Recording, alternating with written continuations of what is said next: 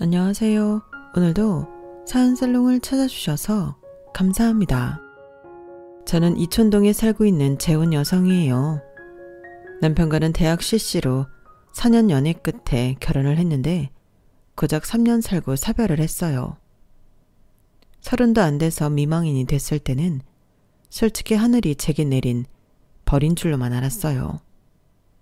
신혼 초부터 속으로 매일같이 남편과 이혼할 궁리만 했었거든요. 제가 속아서 결혼했다는 걸 알게 됐기 때문이었죠. 이제는 세상에 없는 사람을 흉보는 게 옳지 않다는 건 잘 알지만 지금도 전 남편과 시어머니를 생각하면 속에서 우라가 치밀 정도로 치떨리기 싫어요. 결혼과 동시에 가면을 벗은 전 남편은 치졸하기 짝이 없는 인간이었어요. 사람의 호의를 이용할 줄만 아는 인간이었거든요. 시어머니는 거기다 한술 더 떠서 얼마나 사악한 분이었나 몰라요.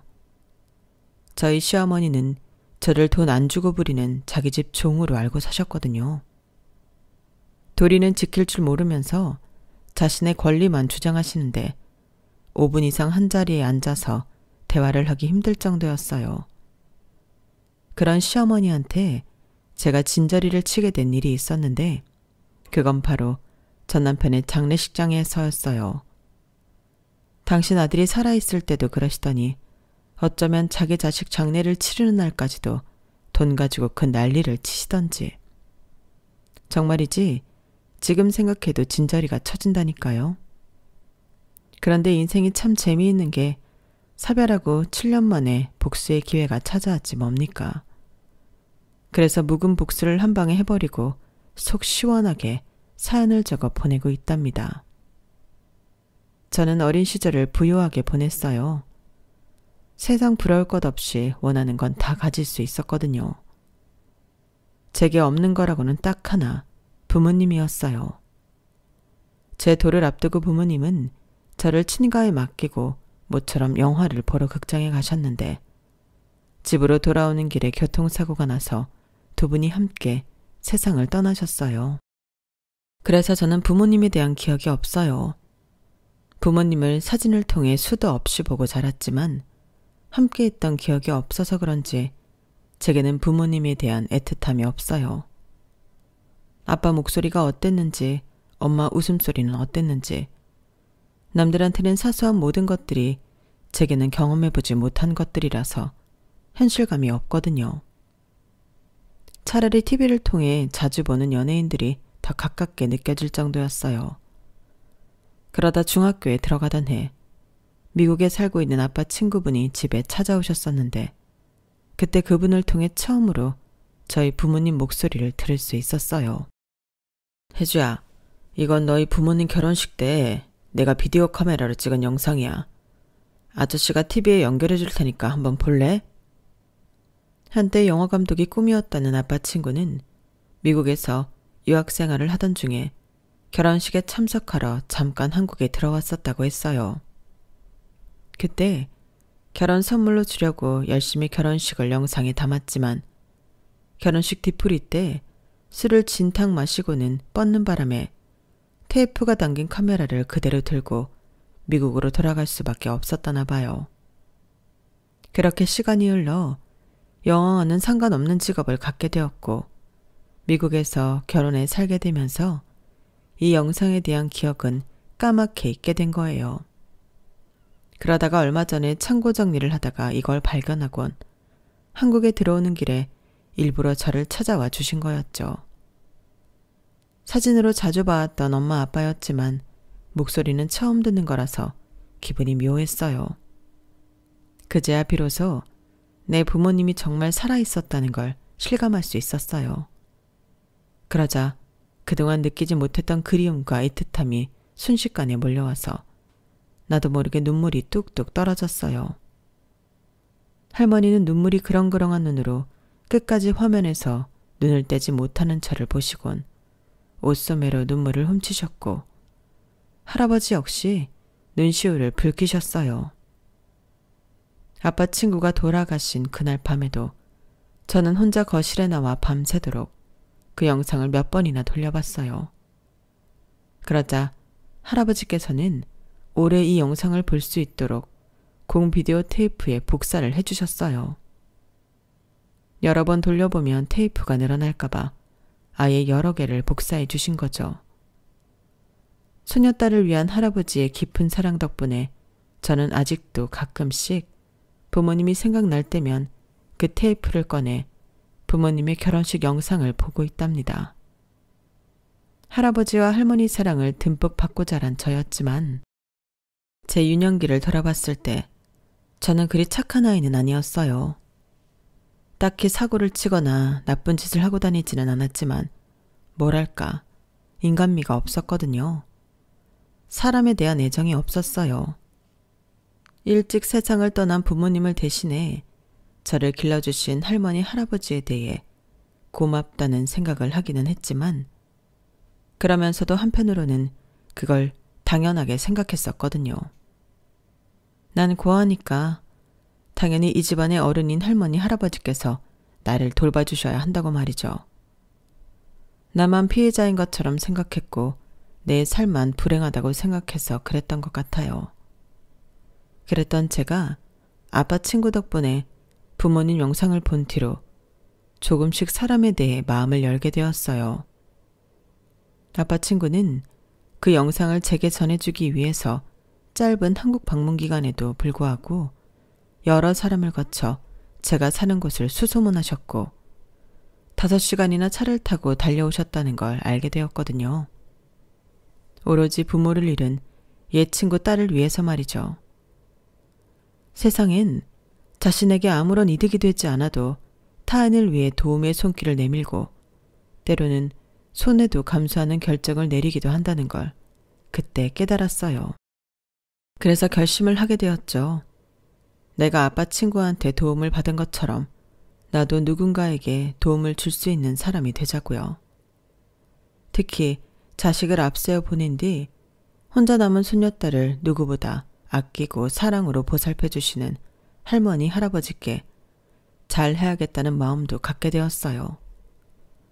하지만 그때까지만 해도 제가 모르는 게 있었더라고요.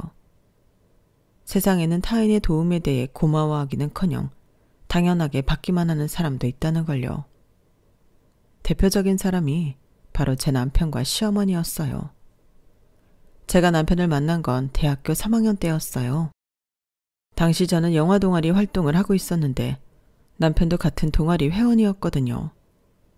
비록 과도 다르고 학번도 달랐지만 거의 매일 동아리방에서 마주치다 보니까 같은 과 동기들보다도 더 많은 시간을 보냈던 것 같아요.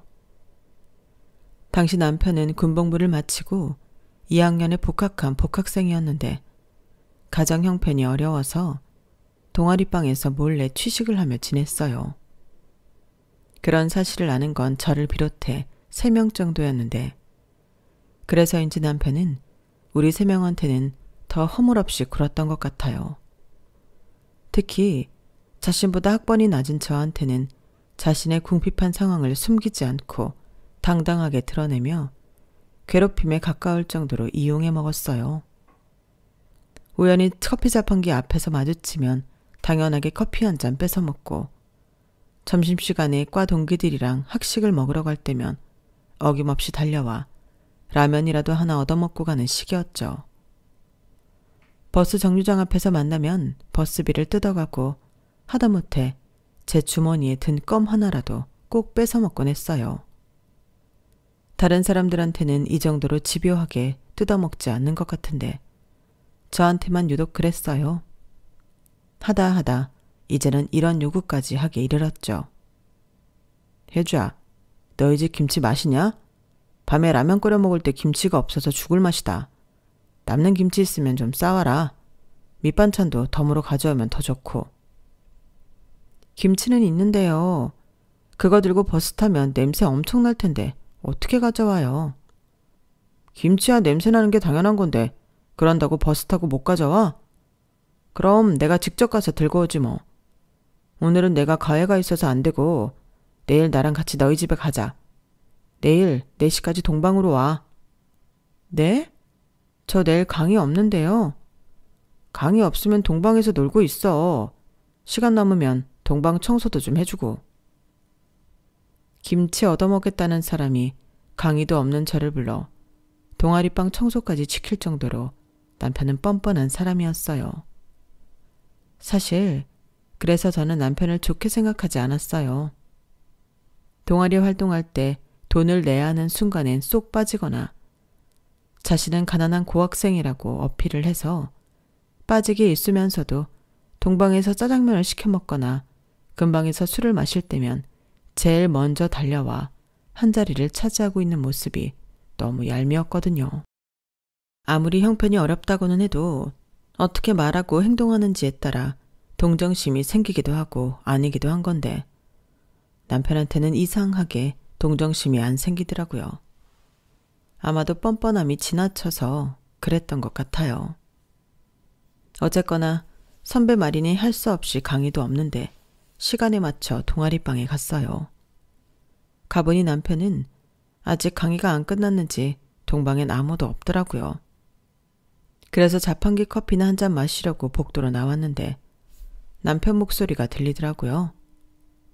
둘러보니 화장실 앞에서 청소하시는 아주머니를 도와 쓰레기 옮기고 있더군요. 치, 나한테는 동방 청소까지 하라고 그러더니 자기는 웬 오지랖이래?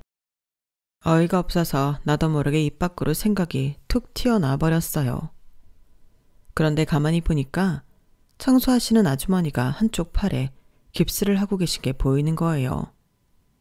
아주머니는 연신 미안해서 어쩌나는 말을 하시며 어쩔 줄 몰라 하시는데 남편은 넉살 좋게 웃어가며 일을 해대더라고요. 이모님, 자꾸 뭐가 그렇게 미안하다고 그래요? 사람이 살다 보면 도움을 받기도 하고 도움을 주기도 하는 거지. 그게 사람 사는 세상 아니겠습니까? 아, 그런데 어쩌죠? 제가 남자 화장실 쓰레기는 다 옮겼는데 여자 화장실은 들어갈 수가 없잖아요. 이걸 어쩌지? 남편은 곤란한 표정으로 주변을 살피다가 저랑 눈이 딱 마주쳤어요. 그리고는 얼굴에 화색이 돌더니 저를 부르더라고요. 나혜주. 야, 너 잘 만났다. 너 이리 와봐. 남편의 얼굴을 보자마자 제게 뭘 시킬지 알 것 같았어요. 그래서 뒷걸음질을 쳐서 도망을 치려고 했는데 어느새 남편이 성큼성큼 걸어와 소뚜껑 같은 손으로 제 어깨를 탁 잡더라고요. 너 오늘 좋은 일 좀 해라. 그리고는 제 대답도 안 듣고 저를 끌어다 여자 화장실에 던져 넣었어요. 그리고는 밖에서 제가 해야 할 일을 설명하더군요. 강의가 없는 날이라서 기껏 차려입고 학교에 갔던 저는 그날 오지랖 넓은 남편 덕분에 학창시절에도 해본 적 없었던 화장실 청소를 땀까지 흘려가며 해야 했어요. 청소를 하느라 시간이 늦어져서 결국 저희 집에서 김치를 가져오려던 남편의 계획도 물 건너가 버렸고요. 아주머니께서는 고맙다며 남편과 제게 바카스를 한 병씩 주셨어요. 학생들 덕분에 내가 맡은 구역 청소를 잘 끝낼 수 있었어. 고마워서 어쩌지? 내가 줄 수 있는 게 이것밖에 없네. 고마워요, 학생들. 아주머니는 몇 번이나 고맙다고 인사를 하시고는 청소 카트를 끌고 가셨어요. 저는 땀으로 화장이 다 지워져서 쌩얼에 가까운 얼굴로 파김치처럼 늘어져 있었는데 하필 그 순간에 배에서 꼬르륵 소리까지 나지 뭐예요. 아, 정말 누가 보면 가지가지 한다고 했을 거예요. 그런데 그 순간 생각지도 못한 일이 일어난 거예요. 글쎄 짠돌이 남편이 저한테 그러더라고요. 나혜주, 돈가스 좋아해? 오늘 착한 일 했으니까 오빠가 우리 혜주 돈가스 사줄게. 평소 꾸질꾸질하고 뻔뻔하고 염치 없는 줄만 알았던 남편이 저더러 돈가스를 사달라는 게 아니라 사주겠다는 말을 하자 저도 모르게 이게 꿈인가 생신가 싶더라고요. 말은 사준다고 해놓고 정작 돈가스를 먹고 나올 때 지갑을 놓고 왔다거나 잔돈이 없다거나 하면서 기어이 내 지갑을 털어먹는 게 아닐까 의심을 하면서 먹느라 돈가스가 입으로 들어가는지 코로 들어가는지 모를 정도였어요.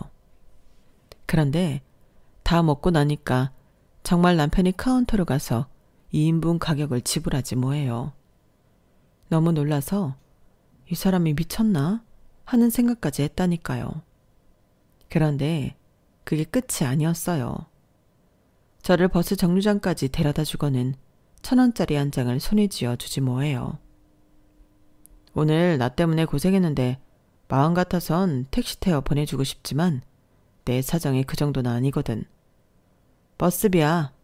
남는 건 아이스크림 사 먹어. 사람이 죽을 때가 되면 변한다고 하잖아요. 그날 남편을 보면서 저는 그런 생각마저 들더라고요. 이 사람이 혹시 시한부 판정이라도 받은 건가 하고 말이죠. 그런데 그동안 미안했다. 내가 워낙 없이 살아서 돈 있는 놈들한테 무시를 당해서 그런가 부자들만 보면 배알이 꼬이고 삐딱선을 타게 되거든. 군 제대하고 반년을 죽어라 이래서 번 돈으로 겨우 복학을 할 수 있었어. 월급이 하루만 늦었어도 등록 날짜를 못 맞추는 거라서 얼마나 마음 졸였는지 몰라. 당일 받은 월급까지 탈탈 털어서 등록금 맞추고 나니까 하숙집 구할 돈도 안 남더라고. 반년을 벌었는데 말이야. 그렇게 힘겹게 돌아온 대학에서 첫 강의 날 교문 앞에서 널 봤어. 기사 딸린 차를 타고 내리더라.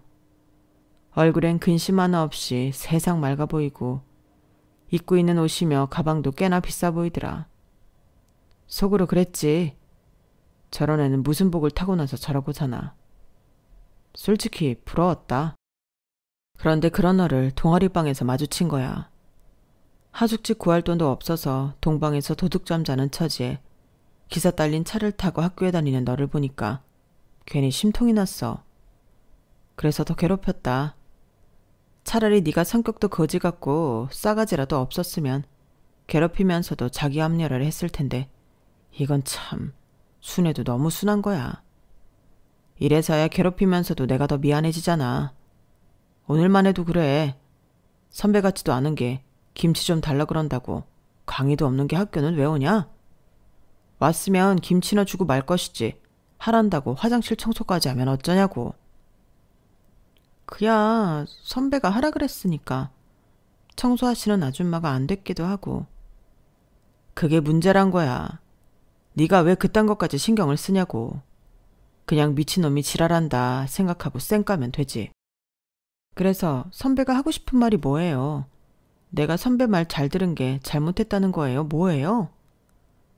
아니 그게 아니라 고맙고 미안하다는 거지. 평소와는 달리 그날 남편의 모습은 사랑 고백하려는 여학생 앞에서 수줍음을 타는 남학생처럼 무척이나 귀여워 보였어요.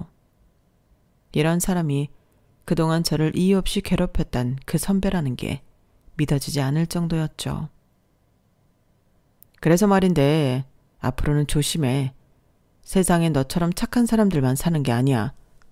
어떻게든 너를 이용해 먹고 네가 가진 거 하나라도 더 뺏으려고 혈안이 된 인간들이 많다는 걸 기억하란 말이야. 선배처럼요? 그래, 나처럼.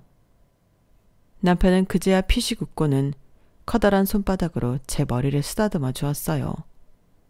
그 바람에 저는 온몸에 털이 삐죽 솟는 기분이 들었어요. 그날 집에 돌아온 뒤에도 제 머리 위에 남편 손이 얹혀져 있는 기분이 들어서 얼굴이 자꾸 화끈거리고 헛웃음이 나고 그랬어요. 그게 남편의 의도된 행동이었는지 아니면 진심에서 우러나온 행동이었는지는 알 수 없지만 적어도 그날 이후 제가 남편을 이전과는 다른 눈으로 보게 됐다는 건 부정할 수 없겠네요. 남편은 약속대로 전처럼 저를 괴롭히지 않았어요. 커피 자판기 앞에서 만나도 제 손에 들린 커피를 낼름 집어가는 일도 없고 학생 식당에서 마주쳐도 밥 사달라는 말이 아니라 점심 맛있게 먹으라는 말을 하고 지나갔거든요. 이제야 비로소 모든 게 제대로 돌아온 거였지만 이상하게도 저는 이런 상황이 더 불편하고 싫더라고요. 차라리 내가 뽑은 커피를 당당하게 뺏어서 먹고 제 주머니를 뒤져 껌을 뺏어가고 학생 식당에서 라면 사달라고 조르던 그 남편이 그리울 정도였어요. 괜히 가만히 있는 사람 흔들어서 자기한테 시선이 가게 만들어 놓곤 이제 와서 없던 일로 하자는 식으로 저랑 거리를 두는 게 무척이나 야속했거든요. 여름방학 내내 남편 생각으로 머리가 복잡했던 저는 이렇게는 안 되겠다 싶어 개강하면 바로 남편한테 찾아가 따지라고 했어요. 어떻게든 관계를 확실히 하자고 하려고요. 그런데 개강날 동방에 가보니 남편 짐이 싹 치워지고 없지 뭐예요.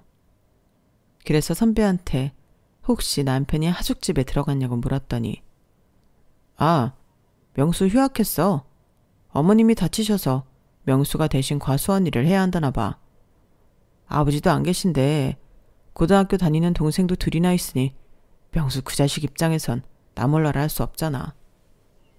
에휴, 방학 내내 땡볕에서 막노동 뛰면서 등록금 번다고 난리 쳤는데 결국엔 그 돈 고스란히 어머니 병원비로 들어갔지 뭐. 다음 학기엔 제대로 복학할 수 있을는지도 모르겠다. 없는 살림엔 돈 나가는 구멍이 수시로 뚫리는 법이니까. 돈 많은 할아버지 밑에서 살면서 한 번도 돈 때문에 어려움을 겪어보지 못했던 저로서는 남편이 처한 상황을 100% 공감하기 힘들었지만 그래도 그 나이에 감당하기 힘든 일이라는 건 알 수 있었어요. 그래서 어떻게든 도와주고 싶다는 생각이 들더라고요. 평소라면 마음이 그렇다 해도 제가 나서서 뭘 해보겠다는 생각을 안 했을 텐데 그때는 어디서 그런 용기가 났던 건지 무작정 남편 고향집을 찾아갔지 뭐예요. 택시를 타고 마을 어귀에서부터 수시로 동네 사람들한테 길을 물어가며 남편이 일한다는 과수원으로 찾아갔어요. 듣기로는 어머님이 혼자 운영하시는 과수원이라고 했는데 막상 가보니까 어머님은 과수원 주인이 아니라 그곳에서 일을 하는 인부였더라고요. 하긴 과수원을 운영할 정도의 집이라면 그렇게 돈이 쪼들려 살지 않았겠죠. 느닷없는 제 방문에 남편은 무척이나 놀라했어요. 그도 그럴 게 남편과 제가 그리 친한 사이도 아니었으니까요.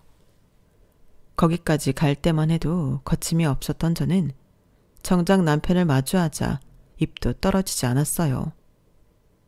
그건 남편의 첫마디 때문이었죠. 나혜주, 네가 여긴 왜 왔어? 그곳까지 가면서도 왜? 라는 질문을 스스로한테 해보지 않았던 탓에 저는 말문이 막혀버렸어요. 사실 저도 왜 거기까지 갔는지 잘 몰랐거든요. 그런데 힘든 노동 탓인지 아직 수그러들지 않은 무더위와 땡볕 탓인지 새까맣게 타서는 온몸이 땀에 흠뻑 젖은 남편을 보니까 눈물부터 나지 뭐예요. 제 눈물에 놀란 남편은 어쩌지도 못한 채 목에 두르고 있던 수건을 제게 건넸어요. 수건을 받아 눈물을 닦으려는데 순간 정신이 확 들더라고요. 이미 축축하게 젖어있던 수건에서 땀 냄새가 났거든요. 그래서 얼른 손으로 코를 막았더니 남편이 그 모습에 깔깔대며 웃는 거예요. 야, 사람 일 울리든 웃기든 하나만 해. 어쨌든 눈물 그쳤으면 됐다. 잠깐 기다려. 땀 좀 씻고 올게. 비누 냄새를 폴폴 풍기며 돌아온 남편은 이 먼 데까지 어떻게 왔냐고 물었어요.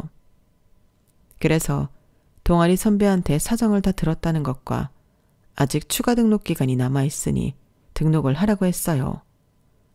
돈은 제가 빌려주겠다고요. 그랬더니 너 괜한 헛걸음 했네. 실은 큰아들께서 도와주시기로 했어. 우리 집 사정이 하루 이틀 사이에 좋아지진 않을 텐데 차라리 하루빨리 졸업해서 제대로 된 직장 다니면서 돈을 버는 게 나을 거라고. 이번 학기 학비랑 엄마 팔이 다 나을 때까지 생활을 도와주시겠대. 안 그래도 곧 서울로 올라가려고 했는데. 아무튼 고맙다. 난 너한테 잘해준 것도 없는데 괜히 미안하네. 기왕 왔으니까 복숭아 좀 가져가라. 낙과라서 모양은 좀 그렇지만 맛은 끝내주거든. 결국 저는 양손 가득 복숭아를 얻어들고 다시 서울로 올라오게 됐어요. 그리고 얼마 뒤 남편은 학교로 돌아왔고 전처럼 동방에서 생활을 하게 되었어요. 모든 게 예전으로 돌아갔지만 그렇지 않은 것도 있었어요. 제가 남편 집에 찾아간 이후 남편과 제 사이엔 묘한 기류가 흐르기 시작했고 4학년이 되고부터는 정식으로 사귀게 되었거든요. 남편보다 1년 먼저 취직을 한 저는 말 그대로 우렁이각시처럼 물심양면으로 남편의 취업을 도왔어요. 남편이 도서관에서 공부하는 사이 남편 자취방에 찾아가 쌀도 채워넣고 냉장고에 밑반찬이며 김치며 심지어 할머니께서 사오신 한우까지 훔쳐다 남편에게 구워 먹이곤 했거든요. 월급은 고스란히 데이트 자금이나 남편 생활비로 들어갔지만 그게 아깝다고 생각한 적은 없었어요. 어떻게든 살아보겠다고 발버둥 치는 남편한테 조금이라도 도움이 된다면 그걸로 됐다고 생각했으니까요. 대입을 준비할 때보다 더 치열하게 취업 준비를 했던 남편은 은행에 취직했고 저는 남편 실적을 채워주기 위해 돈 많은 우리 할아버지와 회사 동료들한테 남편이 팔고 있는 이런저런 은행 상품을 권해드리곤 했어요. 덕분에 남편은 신입임에도 매번 큰 어려움 없이 자신의 할당량을 채울 수 있었죠. 그 고마움 때문이었는지 모르겠지만 남편은 쉬는 날이면 저희 할아버지 댁에 자주 놀러와서 할아버지와 바둑을 두기도 하고 남자 손이 필요한 잡다한 집안일들을 도와주고 가곤 했어요. 그래서 저희 집에서는 일찌감치 제 남편을 손녀딸 사윗감으로 생각하셨어요. 남편은 취직을 하고도 월급의 대부분은 학자금 대출을 상환하는 데 들어갔어요. 은행권뿐만 아니라 큰아버지께 빌린 돈도 갚아야 했으니까요. 남은 걸로 생활을 하고 거기서 또 쪼개서 고향집에 내려보내야 했으니 30이 되도록 통장엔 단돈 100만 원도 여윳돈이 없었어요. 이래서는 언제 돈을 모아 결혼을 할 수 있을지 눈앞이 캄캄하기만 하더라고요. 그래서 차라리 집을 내가 마련할 테니 결혼부터 하는 게 어떻겠냐고 했더니 남편이 한숨을 푹 쉬더라고요. 혜주야, 지금 우리가 결혼하면 내가 짊어지고 있는 빚을 너랑 나눠지는 것밖엔 안 돼. 네가 왜 나 때문에 그 고생을 해야 되니? 그러지 말고 몇 년만 더 기다려주라. 작은 전셋집이라도 마련할 때까지만. 자기야, 그게 현실적으로 가능할 것 같아? 요즘 전셋집 보증금이 얼만데. 자기 능력을 무시하는 건 아니지만 현실적으로 어려울 거란 얘기야. 그때 돼서도 온전히 자기 돈으로 전세 보증금 마련은 힘들어. 모르긴 해도 전세 대출을 받게 될 텐데 그럴 거라면 지금부터 같이 벌어서 빚 갚고 전세 대출 받아서 시작하는 게 낫지 않겠냐고. 무거운 짐 혼자 들고 갈 생각 말고 같이 들자. 부부가 그런 거 아니야? 남편도 제 말이 맞다는 건 알고 있었지만 자존심상 선뜻 그러자는 말은 못하는 것 같았어요. 그래서 할아버지께 설득 좀 해달라고 부탁했어요. 하루는 남편을 집에 불러 같이 바둑을 두시다가 제가 미리 얹을드린 부분에 대해 얘기를 꺼내시더라고요. 그런데 내 생각엔 말이다. 니들만 괜찮다면 너희가 이 집에 들어가 사는 게 어떨까 한다. 작년에 한 사람이 세상 떠나고 혜주랑 둘이 살려니 나도 많이 적적해서 말이야. 그렇다고 이 늙은이를 너희한테 부양하라고 하는 소리는 아니다. 집안 살림이야 도우미 아주머니가 있으니 걱정 없고 생활비야 이 할애비가 돈 많은데 무슨 걱정이겠니. 여기서 몇 년 살면서 돈 모아서 나가면 니들한테도 나쁘진 않을 것 같구나. 할아버지께서 생각지도 못했던 선택지를 주시는 바람에 조금 놀라긴 했지만 따지고 보면 나쁜 조건은 아니었어요. 오히려 저희 입장에선 완전 땡큐인 셈이었죠. 집세 안 나가고 생활비도 안 나가니까 그 돈은 고스란히 빚 갚고 다음 해부터는 돈도 모을 수 있을 테니까요. 게다가 제가 당장 결혼해서 집을 나가면 할아버지 혼자 계시는 것도 걱정이었는데 그 문제도 한 큐에 해결되는 거잖아요. 처가살이를 한다고 하면 사람들이 색안경을 쓰고 보겠지만 일러하신 할아버지를 모시고 산다고 하면 오히려 더 좋게 보이지 않겠어요? 그래서인지 남편도 할아버지 제안에 솔깃하는 것 같았어요. 그래서 시어머니께 그런 상황을 전하고 결혼 허락을 구했는데 역시나 시어머니는 시어머니더라고요. 그 얘기를 듣고는 대뜸 이러시는 거 있죠. 그럼 나는 니들이 거기 사는 동안 내 아들네 집에도 못 드나드는 거잖니? 차라리 네 할아버지께 말씀드려서 작은 집이라도 하나 해달라고 그러렴. 그래야 나도 우리 애들도 지 형 집에 드나들기 편하지. 엄마, 지금 그걸 말이라고 하세요? 제가 해야 할 도리를 못해서 할아버지께 도움받는 처진데 그것도 모자라서 집을 해달라고요? 전 그렇게는 못해요. 아니, 내가 못할 말했니? 결혼하면 어차피 한 가족인데 돈 있는 사람이 좀 더 쓰는 게 뭐가 그렇게 문제라는 거야? 나도 가진 것만 있다면 당장이라도 그렇게 해주겠다. 예, 네 생각은 어떠니? 어머님은 대뜸 제게 물으셨어요. 하지만 이건 제 뜻을 듣고 싶은 게 아니라 닥치고 내 말에 동의하라는 무언의 압력 같더라고요. 하지만 어머님 기분 맞춰드리느라 할아버지께 부담을 드릴 수는 없었어요. 저도 명수 씨랑 같은 생각이에요. 그리고 비록 할아버지 댁이지만 집이 워낙 커서 어머님이랑 명수 씨 동생들이 찾아와도 쉬다 가실 수 있을 거예요. 그리고 저희가 평생 할아버지 댁에 살 것도 아니고 집 구할 또 마련할 때까지만 신세를 지는 거니까 이번 일은 어머님께서 져주시면 안 될까요? 너 지금 니네 할아버지 집이 크다고 자랑하는 거니? 네 눈에는 돈도 없는 시어머니는 어른으로도 안 보이는 거야? 뭐? 져줘? 내가 왜 너한테 져줘야 하냐고. 애초에 네가 네 할아버지 모시고 살 생각으로 뒤에서 우리 명수 조종한 거 내가 모를 줄 아니? 결혼도 하기 전부터 어디서 잔머리를 굴려? 넌 내가 그렇게 웃어? 암튼 난 절대 반대니까 그런 줄 알아. 어머님은 절대 안 된다고 못을 박으셨어요. 남편과 저는 아무런 수확도 없이 다시 서울로 올라올 수밖에 없었죠.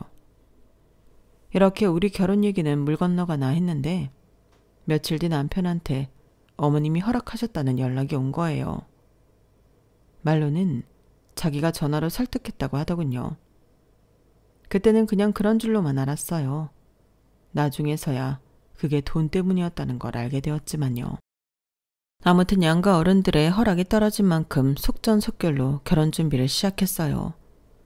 서둘러 예식장을 잡고 제가 쓰던 방에 침대 정도만 바꾸고 시작한 신혼이라 돈이 든 것도 별로 없었어요.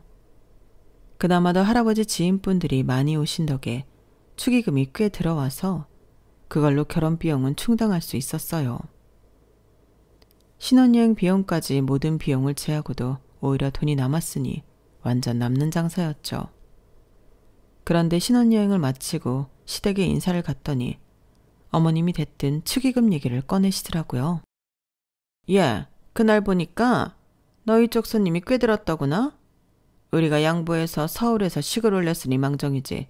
너희가 대구까지 내려와야 했으면 그 돈 다 날아가는 거 아니었겠니? 그러니까 거기에 대한 일종의 보상금을 좀 줬으면 한다. 서울서 식을 올리는 바람에 우리 쪽 지인들이 많이들 못 갔으니 하는 소리 아니니. 많이는 안 바란다. 딱 3분의 1만 다오. 네? 아니 어머님, 그건 말이 안 되죠. 어디까지나 저희 할아버지 지인분들이 내신 돈인데 그걸 왜 어머님께 드려요?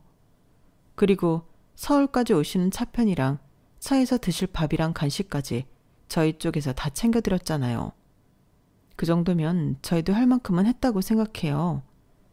솔직히 그날 안 오신 분들은 애초에 참석을 안 하시라고 했던 분들 아니겠어요? 그런데 그분들은 몫이 축의금까지 계산에 넣으시면 안 되죠.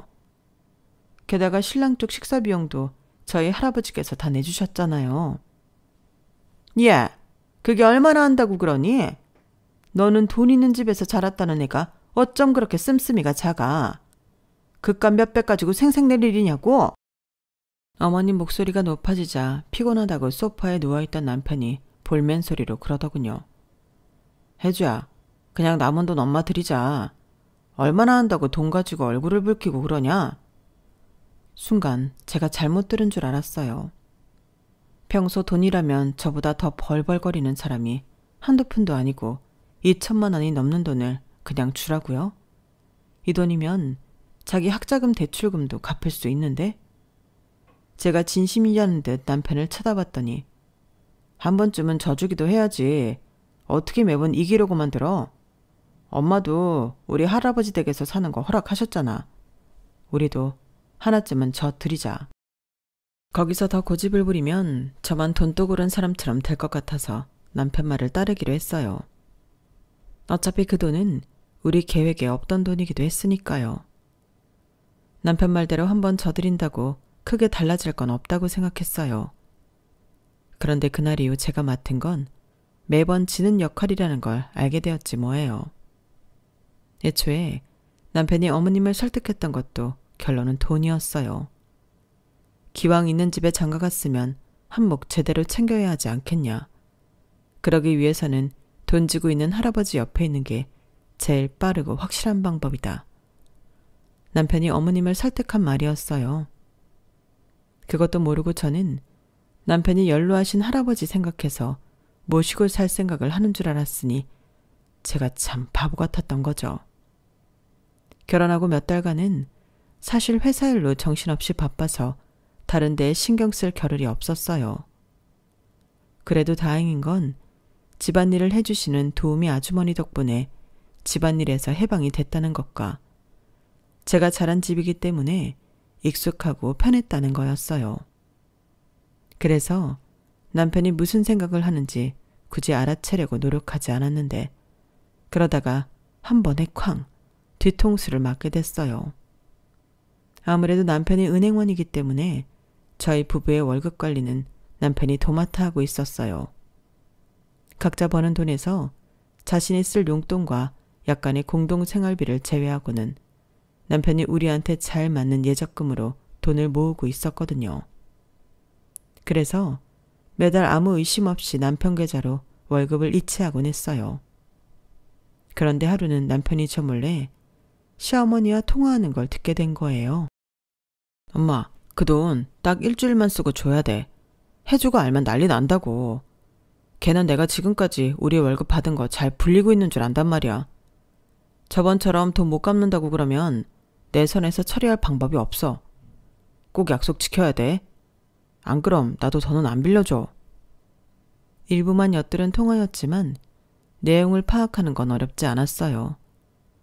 남편은 그동안 저 몰래 어머님께 우리 부부의 공동자금을 빌려줘 왔고 그중엔 못 받고 뜯긴 적도 있다는 것. 그럼에도 이번에도 또 돈을 빌려주려 한다는 거였죠. 저는 남편이 통화를 마치는 걸 기다렸다가 조용히 다가가 물었어요. 어머님한테 돈 빌려드리려고? 그러자 남편이 흠칫 놀라더군요. 그러다가 이내 평정심을 유지하곤 부탁 전화만 받았을 뿐 빌려줄 생각은 없다고 하지 뭐예요. 제가 다 들었는데 말이에요. 아무래도 남편을 믿을 수가 없어서 그동안 모은 돈 내역을 보자고 했어요. 그랬더니 남편이 자기를 못 믿는 거냐고 길길이 뛰기 시작하더라고요. 찔리니까 괜히 목청만 높이는 게 더 수상해서 집요하게 물었더니 결국엔 이실직고를 했어요. 그런데 현재 수중에 남아있는 돈이 얼마 안 되지 뭐예요. 지금까지 모은 돈의 대부분이 어머님께 빌려드린 이후 복구가 안 된 거예요. 한마디로 사라져버린 거죠. 출처는 다름 아닌 시댁이었어요. 과수한 일을 다니고 때때로 과일 판매까지 해야 해서 트럭이 필요했다는 거예요. 그래서 수동생 앞으로 트럭을 한 대 뽑아줬다고 하더군요. 아니, 그런 걸 왜 나한테 말 안 했어? 적어도 상의는 했어야지. 거기엔 내 월급도 들어가 있는 거잖아. 게다가 지난번에 빌려준 건 받지도 못했다며? 그런데 왜 또 빌려주는 건데? 저로서는 정당한 권리 행사였는데도 남편은 오히려 짜증을 내면서 삐딱하게 나오더라고요.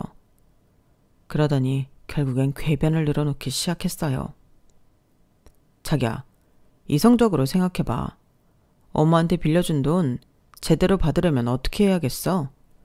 일단 돈을 벌 길을 열어줘야 이자든 원금이든 받아낼 거 아니야. 그래서 빌려준 거야. 이건 또 무슨 신박한 변명인 건지. 애초에 돈을 안 빌려줬으면 이런 일이 벌어지지 않았을 거 아니에요. 그래놓고 이제 와서 돈 받으려고 돈 더 빌려주겠다니. 그런데 진짜 문제는 돈을 빌려주고 말고가 아니었어요. 바로 어머님과 남편의 태도였죠. 이 모자는 어떻게 된 게 네 거 내 거에 구분이 없는 거예요. 연애를 4년이나 하고 결정한 결혼이었지만 남편의 이런 성향을 몰랐던 건 그동안 워낙 남편 형편이 어려웠던 탓에 제가 일방적으로 손해를 보는 구조였기 때문이었어요. 그러다 결혼하자마자 실상을 마주하게 된 거죠. 이 일로 결혼기간 내내 정말 많이 싸웠어요. 그러다 결국엔 자기 월급은 공동생활비를 제외하고는 각자 관리하기로 했어요. 하지만 그럼에도 불구하고 돈 문제는 곳곳에서 불거졌어요.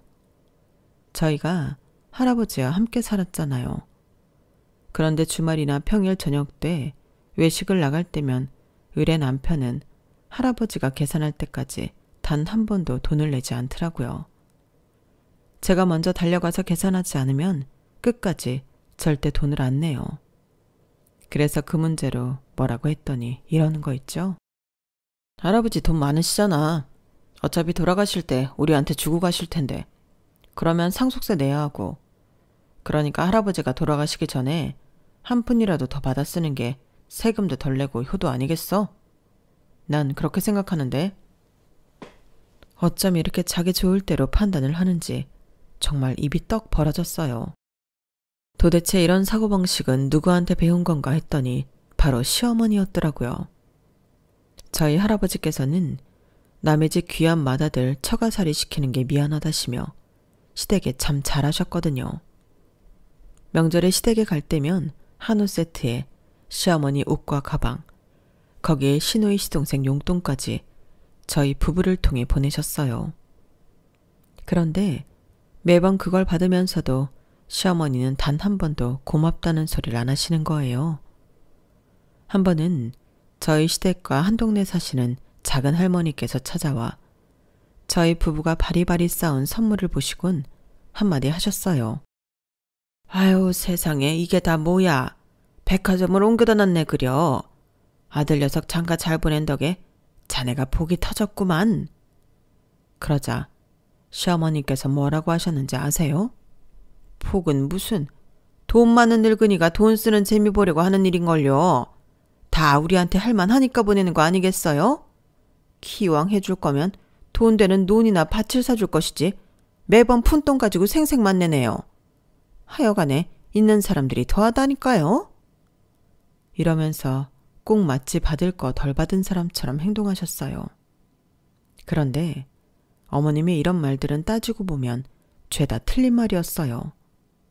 어머님은 저희 할아버지가 푼돈 가지고 생색만 낸다고 하셨지만 실상은 달랐거든요. 사실 저희 부부가 결혼하기 전까지 저희 시댁은 마을에서 유일하게 땅 한 평 가진 게 없는 집이었어요. 그러니 집성촌에 살면서 일가 친척들한테 늘 무시만 당하고 살아왔었죠. 그랬던 저희 시댁이 동네에서 목에 힘주고 살게 된 건 우리 부부가 결혼하고 1년도 안 돼서였어요. 그 전까지는 친인척들이 저희 시댁에 찾아오는 일도 없었거든요. 저희가 결혼하고 얼마 안 돼서부터 저희 시어머니는 툭 하면 저희 집에 전화를 하셨어요. 남편이나 저한테 하신 건 아니고 대부분은 저희 할아버지께 했던 전화였죠. 어머님이 어찌나 뻔뻔한 분이신지 남들은 대놓고 말하기 힘든 걸 너무도 쉽게 내뱉으셨어요. 이를테면 뭘 좀 해달라는 말들이었죠. 툭 하면 저희 할아버지께 죽는 소리를 하시며 땅 좀 사달라, 밭 좀 사달라 조르셨거든요. 저 좋으라고 이러는 거 아닙니다. 어차피 나중에 우리 며느리한테 주고 가실 재산 아닙니까?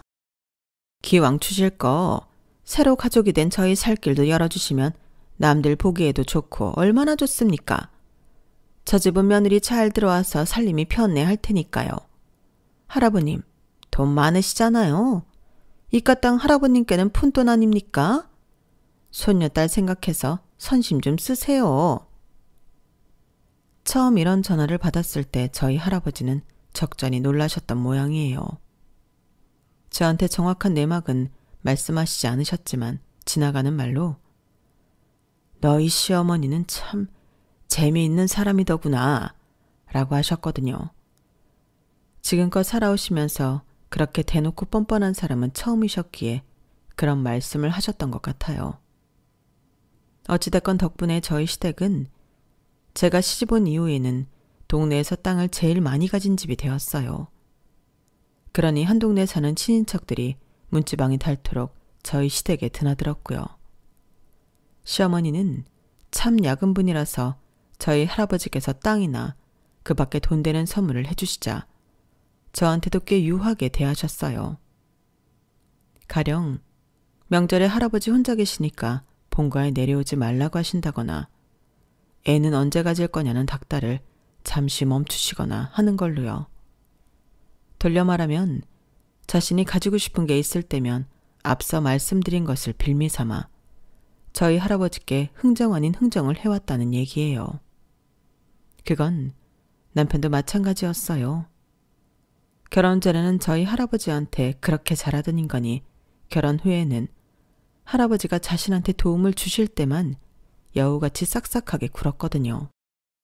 남편과 살았던 3년 동안 한마디로 남편과 시어머니는 저희 할아버지 돈에 따라 자신들 도리를 했던 것 같아요. 그러다 할아버지께서 노환으로 몇 번이나 응급실에 실려가시는 상황이 발생했고 결국 요양병원에 들어가시게 되자 드디어 민낯을 드러내기 시작하더군요. 자기가 필요한 게 있을 때는 저희 할아버지께 늘 자신을 하나뿐인 손주 사유라고 떠들던 인간이 정작 할아버지가 요양병원에 들어가시고부터는 거들떠도 안 보더라고요. 호랑이 없는 잔치에 여우가 왕이라고 저희 할아버지 집에서 자기가 주인 행세하기 바빴거든요. 그때부터였어요. 시어머니와 시노이 시동생이 툭 하면 서울에 올라와 저희 집에서 살다시피 했던 건요. 하루는 할아버지가 계신 요양병원에 면회를 갔다가 돌아왔는데 남편과 시어머니가 거실에서 과일을 먹으며 그런 소리를 하더라고요. 일단은 영감이 죽기 전에 재산 목록부터 만들어놔. 그냥 네 앞으로 상속해주고 가면 딱 좋겠구만. 나중에 네 명의로 돌리려면 돈도 들고 골치 아프잖니. 그래도 그동안 시골에 네 앞으로 땅을 많이 사놔서 다행이지 뭐냐? 넌 엄마 잘 둔 줄이나 알아. 나나 되니까 발빠르게 네 몫부터 챙겨둔 거지? 다른 사람이었으면 그렇게 못했다? 하여간 엄마는 얼굴에 철판을 제대로 깔았다니까. 할아버지한테 땅 사달라는 말을 어떻게 그렇게 잘해? 엄마네 할아버지도 아닌데. 가끔은 내가 들어도 얼굴이 화끈거리더라니까. 내가 나 좋자고 그랬냐? 다 내 새끼들 주머니 채워주려고 그런 거지. 그래도 내가 그렇게 해둔 덕에 세금도 덜 내고 얼마나 좋니? 영감이 죽기 전에 이 집이랑 건물도 네 명의로 돌려놓으면 좋은데. 거기까지 들은 것도 충격이었는데 진짜 충격은 그 뒤였어요. 야, 근데 너 과수원 집 선영이랑 아직도 만나니? 걔 이혼하고 과수원 내려와 있는 거 보고 내가 아주 시겁했다니까. 그러다가 네 처가 명절에 집에 왔다가 니들 사이 눈치라도 채면 어쩌나 싶어서. 아, 그래서 엄마가 우리 보고 명절에 집에 내려오지 말라고 했던 거구나. 하여간 우리 엄마 눈치 하나는 빠르다니까. 나 선영이랑 잘해보려고. 할아버지 돌아가시면 1, 2년 안에 유산 정리해서 챙길 거 챙기고 해주랑은 끝낼 생각이야. 애초에 선영이가 시집만 안 갔어도 얘랑은 사귈 생각도 없었는데 어쩌다 보니 결혼까지 한 거잖아. 선영이도 이혼 딱지 붙었으니까 선영이 아버지도 이젠 나 반대하지 않을 거 아니야. 이젠 우리 집도 예전처럼 자기들한테 꿀리는 처지도 아니고. 아, 이번 생엔 선영이랑 한번 살아보고 싶었는데 일이 되려는 이렇게 또 되네. 우리가 인연은 인연인가 봐. 이놈아, 네 처 앞에서는 절대 들키지 마. 그게 순딩이 같아도 바람난 남편 앞에선 어떻게 변할지 모르니까. 그날 모자의 대화를 몰래 듣지 않았다면 저는 지금쯤 할아버지 유산은 다 뺏긴 채 남편한테 버림받은 충격으로 폐인이 돼 있을지도 모르겠네요. 그런데 인생이 그렇게 나쁜 놈들 좋은 방향으로 흐르지는 않더라고요. 저희 할아버지보다도 제 남편이 먼저 황천길을 떠났거든요. 다른 것도 아니고 저 몰래 내연녀랑 드라이브를 가다가 마주 달려오던 덤프트럭에 치여 두 사람 모두 즉사한 거예요. 남편 말대로 둘이 인연은 인연이었던가 봐요. 한날 1시에 죽었으니 말이에요. 이미 남편에 대한 배신감에 이혼 전문 변호사와 상담까지 마친 상태였던 저는 그게 앞서 생각지도 않은 결자해지 상황에 웃어야 할지 울어야 할지 행복한 고민에 빠졌지 뭐예요. 그런 저와는 달리 저희 시댁은 말 그대로 초상집 분위기였어요. 그동안 저희 할아버지를 통해 땅을 사들이기는 했지만 어디까지나 그 명의가 어머님이 아닌 제 남편 앞으로 되어 있었거든요. 그러니 시댁은 아주 난리가 난 거죠. 거기다 웃긴 건 남편과 남편 내연녀가 같은 장례식장 1호와 2호에서 동시에 상을 치렀는데 그러다 보니 동네 사람들 사이에서 둘 사이에 대한 얘기가 퍼지기 시작했다는 거예요. 가정에 있는 놈이 바람핀 게 잘못이라는 사람, 이혼녀 주제에 가정 있는 남자한테 꼬리친 여자가 잘못이라는 사람, 양갈래로 편이 나눠지면서 술자리에서 고성이 오갔고 그 바람에 종국에 가서는 양가 부모가 머리채를 잡고 개싸움까지 벌이고 말았어요. 이 사람들 눈에는 남편 잃은 며느리는 보이지도 않는 것 같았어요. 그러지 않고서야 어떻게 제 앞에서 남편의 내연녀에 대한 말을 스스럼 없이 꺼낼 수가 있대요. 뭐 그마저도 저는 크게 신경 쓰지 않았지만요. 그렇게 우여곡절 속에 장례가 끝이 났고 장지로 가는 날이었어요. 그런데 시어머니가 장례식장 정리도 하기 전에 저한테 그러시지 뭐예요. 야, 어떻게 된 게 네 남편 장례식인데 너희 집안 사람들은 코빼기도 안 보이니? 사람들이 어떻게 이럴 수가 있냐고. 어머님, 오히려 다행 아닐까요? 어머님 아들이 내연녀랑 한날 1시에 죽었다는데 그게 알려져서 좋을 게 뭐예요. 괜히 죽은 사람 욕만 더 먹게 하는 거죠. 그러니까 너무 서운해하지 마세요. 그 말에 시어머니도 더는 따지지 못했어요. 그건 그렇고 장례기간 내내 온 손님들은 죄다 내 아들 손님이니까 정산해서 여기로 보내라. 내 계좌번호다. 바로 입금해 드릴게요. 끝까지 자식 조이금까지 챙기려 드는 시어머니를 보니 이 사람이 과연 자기 아들의 죽음에 슬픔을 느끼는 사람인가 하는 의구심마저 들었어요. 그래서 저는 그 자리에서 바로 어머님께 입금을 해드렸어요. 순간 어머님 휴대폰으로 입금 내역이 떴고 그걸 확인한 시어머니가 개거품을 물고 난리를 쳐댔어요. 너 이게 뭐하는 짓이냐? 조이금 보내랬더니 1원을 보내?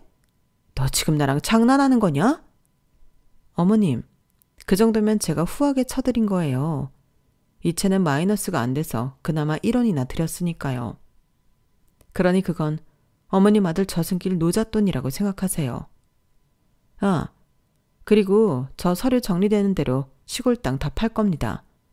그러니까 논이고 밭에서 난 것들 중에 챙기실 거 있으면 얼른 챙기세요. 나중에 시간이 없었네 어쩌네 핑계대지 마시고요. 그리고 미리 말씀드리는데 그 이 사망보험금 말이에요. 혹시라도 거기서 얼마 떼어줄까 기대하고 계신다면 일찌감치 꿈 깨세요. 제가 장례기간 내내 계산기를 때려보니까 그동안 그의 대학 등록금부터 자취방 월세, 학원비를 비롯해 심지어 자동차 면허학원 수강료까지 제 주머니에서 나간 돈이 엄청나더라고요. 그의 사망보험금에서 그것들 제하고 나니까 치킨값밖에 안 남네요. 그러니 어쩌겠어요. 그걸로 계산은 퉁치는 수밖에. 어머님 보시기에 제가 맹한 구석에 있어서 내 거 못 챙기는 것처럼 보이시겠지만 어머님, 왜 그런 말이 있잖아요. 있는 사람이 더 무섭다고. 네, 맞아요. 전요, 무슨 수를 써서라도 그간 그이랑 시댁에 들어간 우리 집 돈 다 돌려받을 거예요. 혹시나 소송을 생각하신다면 하세요. 전요, 변호사 수임료가 얼마가 들든 그건 상관없어요. 은혜를 원수로 하는 배은망덕한 인간들을 응징할 수만 있다면 얼마가 들든 끝까지 갈 생각이니까요. 그러니까 잘 생각해 보시고 덤비세요. 그럼 다시 볼 일 없길 빕니다. 뭐? 야 이년아, 돈 내놔라, 내 돈. 아니, 내 아들 목숨값 내놔 이년아. 너 내가 니년한테 순순히 다 뺏길 줄 아냐? 어림도 없어. 변호사? 그거 나도 선임하면 그만이야. 우리 집안이 널리고 널린 게 변호사라고. 사실 어머님 말씀은 사실이었어요. 집성촌 내에 변호사나 판검사 자식을 둔 집이 한둘은 있었으니까요. 하지만 이미 끈떨어지고 논도 밭도 다 뺏길 판인 집에 누가 도움을 주겠어요? 어림도 없죠. 돈이 없을 땐 어떻게 살아도 있다가 없어지면 살기 힘들잖아요. 결국엔 시어머니와 자식들은 고향을 떠났다는 소식이 들리더군요. 이렇게 남편의 장례를 끝으로 시댁과는 연을 끊었어요. 그리고 4년이 지난 지금 저는 새로운 인연을 만나 재혼을 했답니다. 할아버지가 계신 요양병원에서 만나게 된 사람이었어요. 남편은 사남매 중 늦둥이로 연로하신 어머님 면회를 왔다가 저랑 자주 마주치게 되었어요. 이혼 경력이 있는 것도 저랑 비슷하고 대화도 잘 통해서 호감이 가던 사람이었는데 자주 보다 보니 결혼까지 이어지게 되었어요. 둘 다 한 번의 실패를 경험한 터라 이번 인연은 어떻게든 잘 지켜나가려고 노력 중입니다. 실패는 성공의 어머니란 말처럼 말이죠. 지금까지 제 사연을 들어주셔서 감사합니다. 좋은 인연들과 하루하루 행복하시길 바랍니다. 여러분, 사연 댓글에 응원과 현명한 조언 부탁드려요. 좋아요와 구독은 저에게 큰 힘이 됩니다. 오늘도 좋은 일 가득하세요.